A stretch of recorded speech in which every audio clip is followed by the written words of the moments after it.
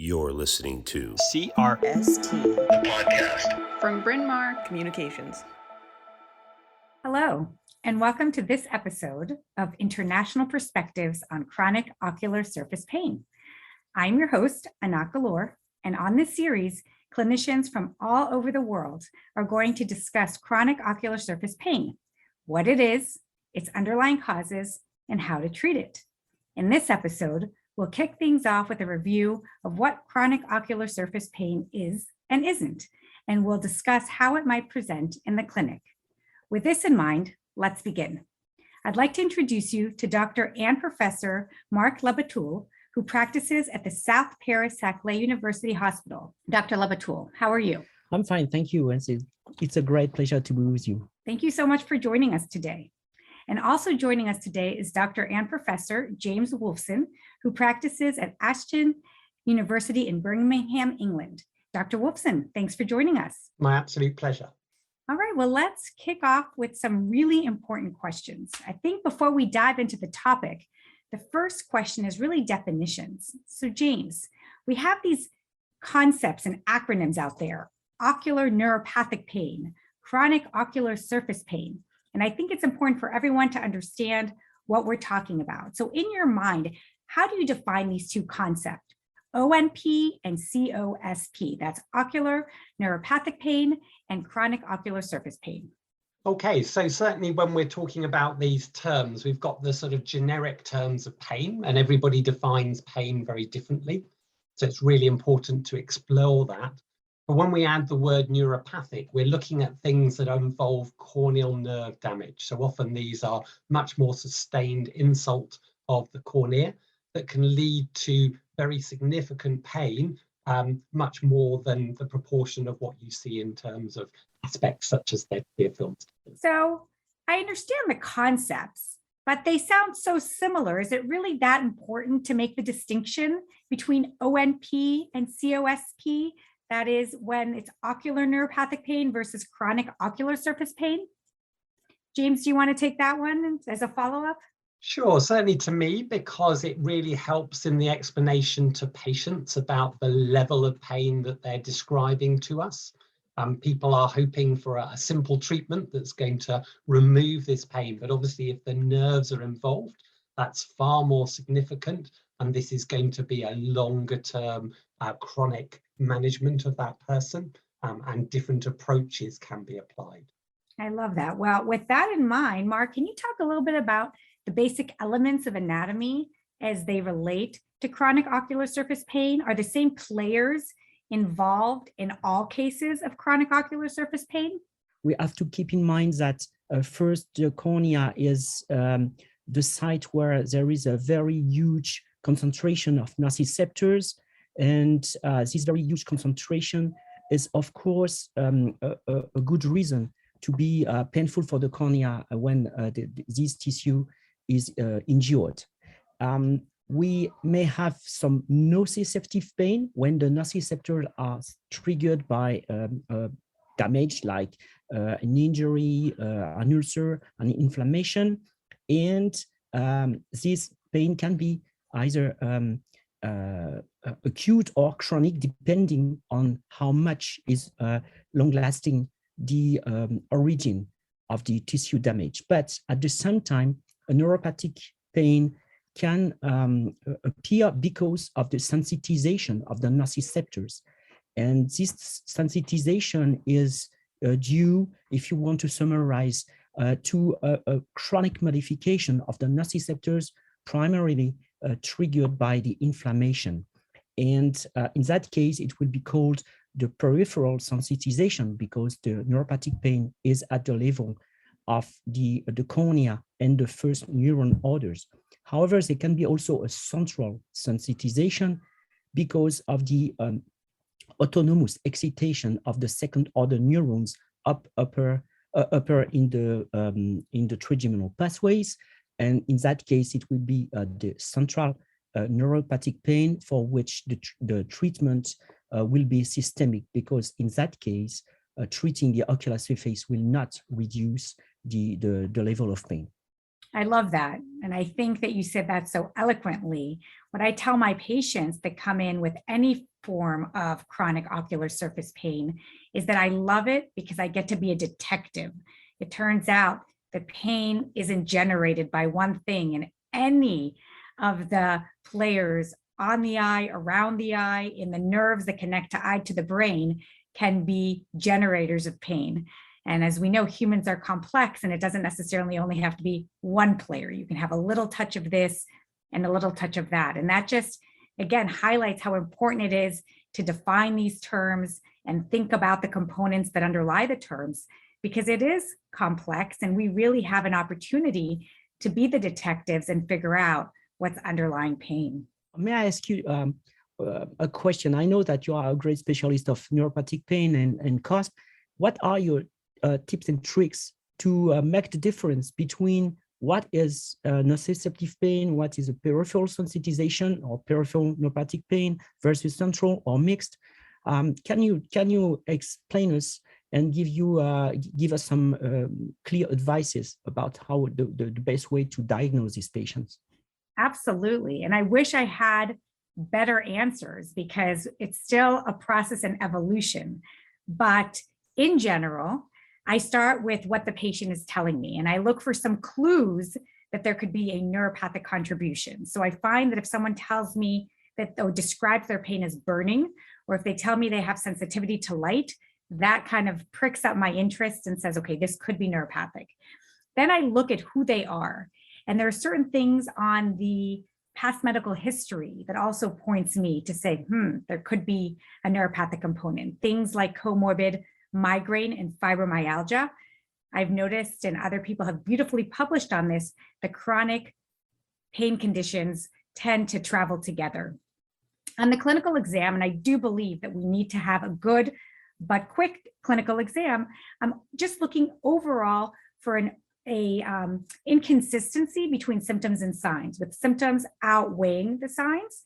And then I look for features like persistent pain after anesthesia. And this is where it becomes a little tricky because you need to talk to your technicians about not putting in anesthetic prior to seeing the patient, because that can change the ocular surface exam and it can make this test not valid, because obviously once the proparacaine has gone in, it's hard to assess.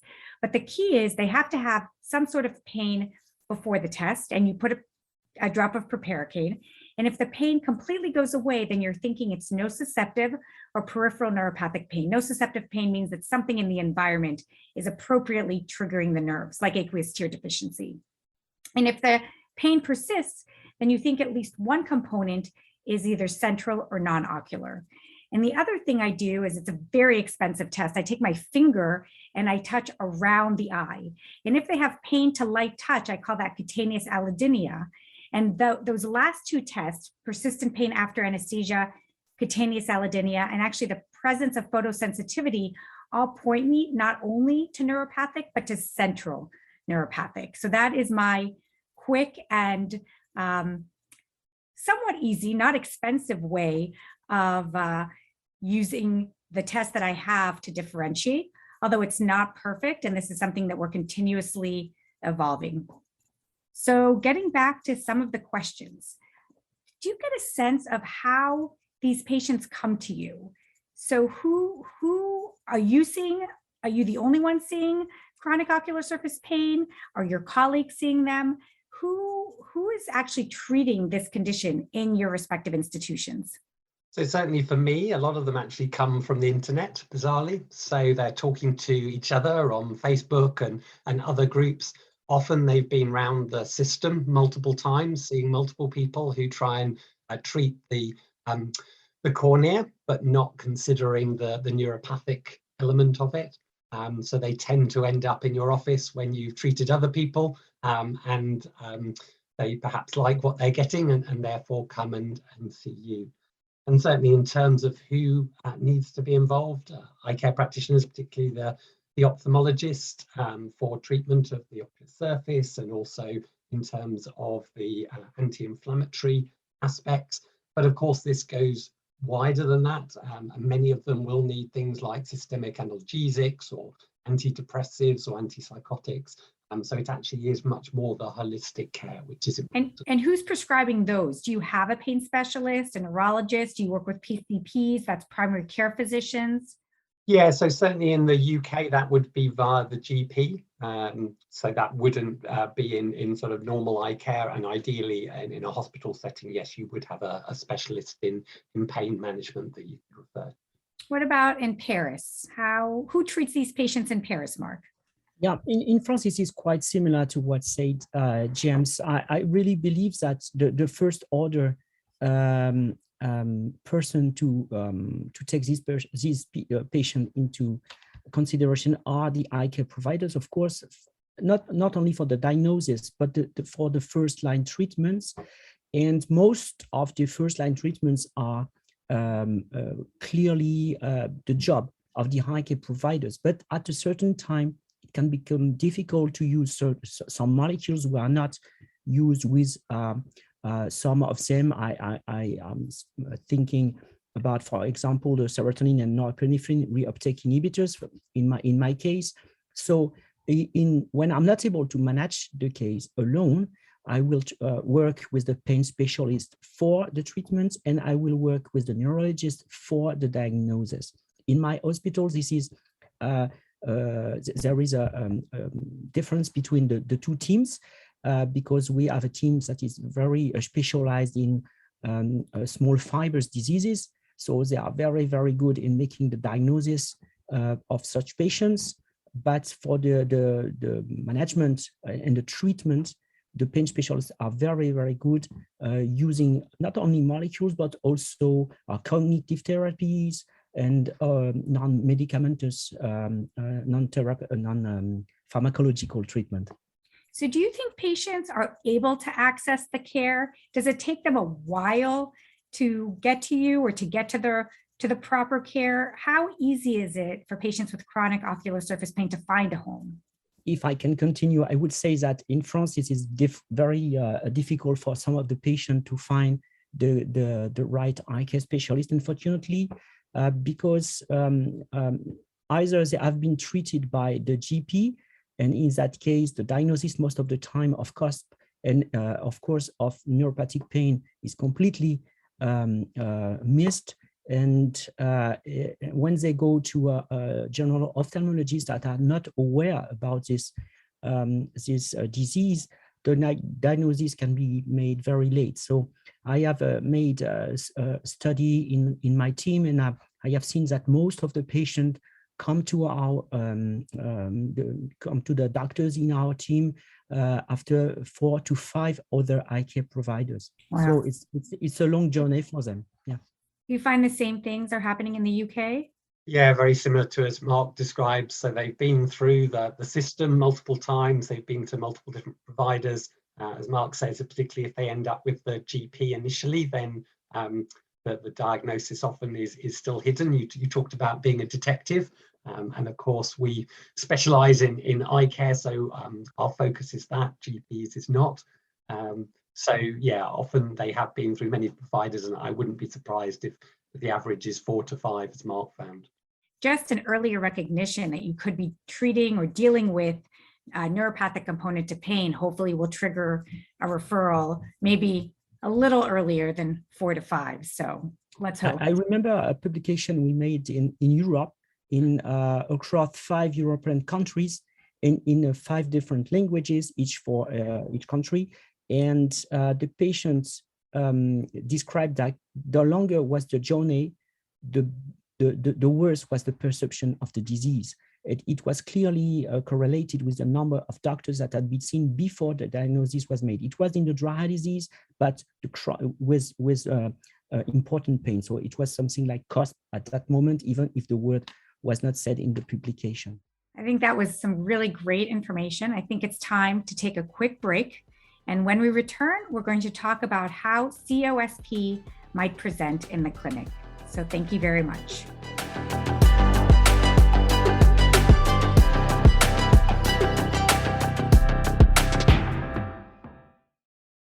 And we're back. The table has been set for what COSP is, but now I'd like to hear about how it is presented in your respective clinics. And so I talked a little bit about my experiences and the things that I look for in presenting symptoms.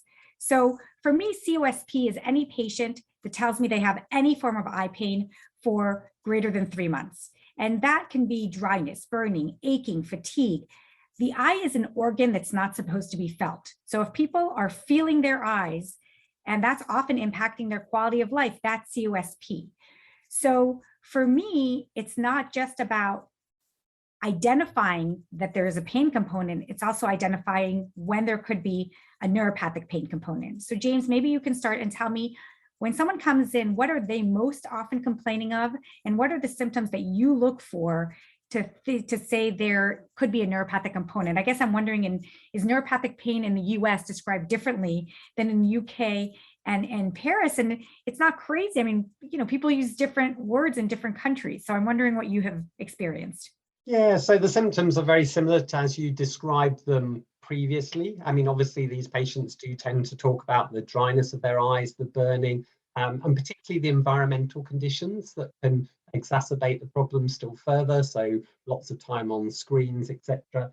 But I think the real difference with the neuropathic element is that disproportionality of the symptoms compared to the signs. And often they know that because they've been around various people who have fairly dismissed what they're describing, because actually when they look at the ocular surface, there aren't the signs there. But like you, it's also then the other things they talk about. And quite often when someone comes to an eye care practitioner, they think that we're only interested in eyes. But actually, when you start to explore about other health issues they've got, the fibromyalgia, the pains and aches in other parts of their body, then you start to see that actually there's a broader neuropathic element. And so, Marc, how do people describe pain in France? Well, in France, I think we have quite the same words, and in the other languages, burning, electric shocks, tingling, sensation of pins, needles in the eye. These are the words that are used for COSP and neuropathic pain, but these also are the words that are used for usual dry eye disease, for example. So what makes the difference, as said James, and as you say, Anat, is the disproportion between the level of symptoms and what we observed on the ocular surface. Another point that I really take into consideration is the impact on the activities, either personal or professional, because unless we believe that at the beginning the patient had a psychotic disease, most of the time when the patient is telling that he has stopped his work or almost, and he has no more activities with other people, most of the time it means that there is a real problem that we have underdiagnosed. I think that's beautifully said, in the sense that as eye care providers, we're so focused on doing an exam and seeing something. And I think that for this disease entity, we have to be comfortable with other clues. So if a patient is telling you that they have eye pain, again, described in any of these ways, then they have eye pain. And we have to give it a name and find an etiology, even if we don't see something on first pass. And I think that for eye care providers is a really tough paradigm shift, because we're so visually dependent. And I think that it's really important to ask about limitations of activities of daily living, because I have patients that tell me I don't go out of the house anymore. I sit in a dark room. And that's something that needs to be addressed, and we can't blow it off and say your ocular surface looks fine. So I really echo your comments, because I feel like despite the different countries, patients are coming in very similarly. So when they see you, James, what are they typically on? What have they tried, and what generally do they say has worked, hasn't worked? How do patients look? You mentioned 4 or 5 clinicians before they see you. They're on everything. So yeah, they have been around various practitioners. They've tried all sorts of things. Normally by this stage, they're fairly desperate. So they will try absolutely anything that's going, most of it targeted at the cornea. So the drops, the warm compresses, they've tried IPL, they've tried various pharmaceutical approaches as well, and they are just desperate for a solution. And also often they describe that they have been rather dismissed by some practitioners because of that mismatch between their symptoms and signs, and sometimes are almost apologetic that they're sort of bothering you, but despite the fact they don't have these signs as they've been told, they're still in this severe pain. And as you say, their quality of life really impacted in terms of what they can do. Marc, are you finding similar patterns? Yes, exactly. I'm completely in line with what said James. One sign I often see in France is the patient who is coming with a list of the different brand names of eye drops that have been tested for the 5 last years, and the list is over 20. And with always the same message: I tried everything, nothing is working. In some cases, they have already tried some pharmacological treatments like IPL for a little bit. Think about going to yoga or other exercise like this. And if this helps in their experience, I take this into consideration, not only as a possible way to treat them, but also as a good sign for the positive diagnosis of neuropathic pain, because we know that it is part of the treatment. So I actually want to flip the conversation a little bit, because you've talked about all the ways that people are misdiagnosed and neuropathic pain is missed. But when they come to you, then they're looking for that diagnosis. What are some of the other things that you rule out that could masquerade as chronic ocular surface pain, but that even if there's a neuropathic component, it's not all neuropathic? So what are some of the masqueraders of neuropathic ocular pain? Well, in my experience, I have been also in difficulties with some diagnosis because I was not sure about the diagnosis when I saw the patient for the first time. And it is when seeing again the patient that I was able to put the diagnosis on. And it was the case, for example, in Tyger's disease. This is a keratitis epitheliopathy of the cornea that can be very, very painful, but when you are not at the time of the flare of the epithelitis, you can miss the diagnosis. The same for blepharospasm, that can be very difficult to be diagnosed at the beginning, because the crisis of blepharospasm is not so frequent, but however, the pain associated with the blepharospasm is almost continuous. And for me, it's not completely a neuropathic pain, but because if you do something on the blepharospasm, it will decrease by far the pain. And also with the Cogan disease or mapped up and fingerprints keratopathy or epithelial membrane basement keratopathy, which is also a chronic disease that can masquerade neuropathic disease. But if you try to improve the condition of the cornea, this will help the patient. I think those are some fantastic pearls that we're still looking for anatomic abnormalities, underlying inflammation. So important. James, what have been some of your masqueraders? Yeah, I would describe them similarly to Marc. So those sorts of conditions, again, it comes back to what you said right at the beginning about being a detective, to having a really good look at the cornea and the adnexia. So how are those lids interacting with the ocular surface, to make sure that there aren't other things that could be causing this chronic pain that you're seeing. All right, well, I love it. So I think the messages are important, detective, and we still need to be good clinicians and look for masquerades. I think those are really fantastic pearls needed to really help deliver precision medicine to our patients and improve their quality of life.